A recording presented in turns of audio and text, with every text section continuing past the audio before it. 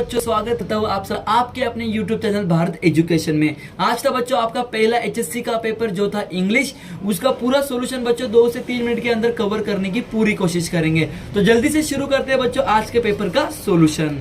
तो बच्चों यहाँ पे देखो आपको पहले क्वेश्चन था ट्रू और फॉल्स का, तो देखो मैंने यहाँ पे टिक करके रखा है क्या आंसर से। पहले का था ट्रू, दूसरा ट्रू, तीसरा ट्रू और लास्ट का था फॉल्स आंसर।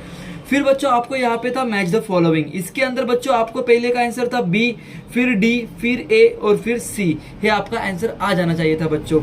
फिर आपको यहाँ पे गिव रीजन लिखना था, इसका आंसर मैंने बच्चों यहाँ पे लिख के रखा है, आप इसको देख सकते हो। नेक्स्ट क्वेश्चन में बच्चों आपको यहाँ पे आपके ओपिनियन से आंसर लिखना था, इसलिए मैंने इसका आंसर नहीं दिया है। फिर बच्चों यहाँ से भाई चालू होता है, मैक्सिमम क्वेश्चन एमसीक्यू वाले थे। तो डू एज डायरेक्टेड, यहाँ पे बच्चों सिंपल प्रेजेंट टेंस बन जाना चाहिए। यहाँ पे बच्चों आई यूज टू कम बैक, यहाँ पे सी ऑप्शन बन जाना चाहिए आपका आंसर। फिर यहाँ पे आप देख सकते हो मेमोरी, रिमेम्बर, एक्सटेसी, हैप्पीनेस, ये आपका आंसर बनने वाला है। फिर बच्चों आगे बढ़ो, फिर और एमसीक्यू क्वेश्चन आपको यहाँ पे मिलेंगे। मैं डायरेक्टली आंसर बता रहा हूँ आपको। पहले का यहाँ पे आंसर आएगा 1, यहाँ पे आंसर आएगा 2, यहाँ पे आंसर आएगा सेकंड वाला बच्चों। ठीक है, आगे बढ़ते हैं। यहाँ पे बच्चों स्पॉट द एरर करना था, देखो मैंने यहाँ पे एरर करके दिखा है, कौन सा एरर था स्पॉट किया है, आंसर भी लिख के दिया है, ये आपका आंसर आना चाहिए था। आगे बढ़ते हैं बच्चों, यहाँ पे फिर से एक पैसेज आ जाता है। ये पैसेज में बच्चों यहाँ पे फिर से चूज 2 करेक्ट अल्टरनेटिव्स करने थे और यहाँ पे मैंने 2 आंसर्स करेक्ट करके रखे हुए हैं। फिर बच्चों यहाँ पे आ जाते हैं complete the following table with the help of extract. यहाँ पे देखो कंप्लीट करना था, आप यहाँ पे फोकस करो, मैंने यहाँ पे पूरा सॉल्यूशन लिख के रखा है। वीडियो मुझे ज्यादा लंबा नहीं बनाना है बच्चों, इसलिए मैं इसका आंसर रीड नहीं कर रहा हूँ। आप देख सकते हो इसका आंसर क्या आएगा बच्चों। ठीक है, आगे बढ़ते हैं बच्चों नए मेन क्वेश्चंस के ऊपर।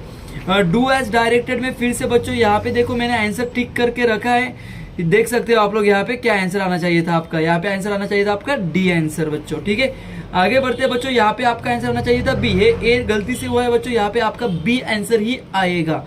फिर बढ़ते हैं बच्चों match the word in columns पे, फिर से आया यहाँ पे आपको मैच द फॉलोइंग। पहले का आंसर आया बच्चों यहाँ पे सी, सेकंड का आंसर आया डी, यहाँ पे आया बच्चों सिविलाइजेशन का आंसर बी और यहाँ पे आया लास्ट का आंसर ए। इस तरीके से ये मैच द फॉलोइंग भी कंप्लीट हो चुका है बच्चों। फिर आगे बढ़ते हैं बच्चों मेन क्वेश्चंस के ऊपर। Select and right 2 statement from the given list, यहाँ पे मैंने 2 स्टेटमेंट को सिलेक्ट कर लिया है बच्चों, बी और डी आपका आंसर आना चाहिए था।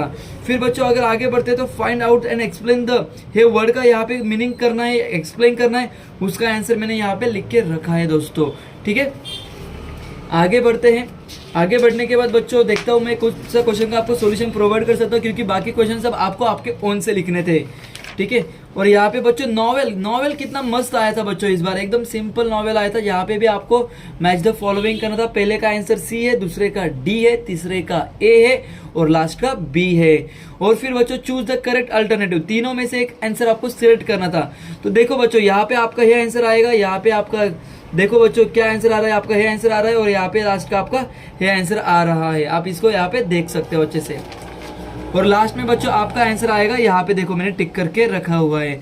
तो इस तरीके से ऑलमोस्ट मैंने मैक्सिमम आपको सॉल्यूशन कवर कराने की कोशिश की है, जो आपको कंफर्म आंसर मिल सकते हैं उसके, और बाकी आंसर तो आपको बाय आपके ओपिनियन अकॉर्डिंगली आपको लिखना था।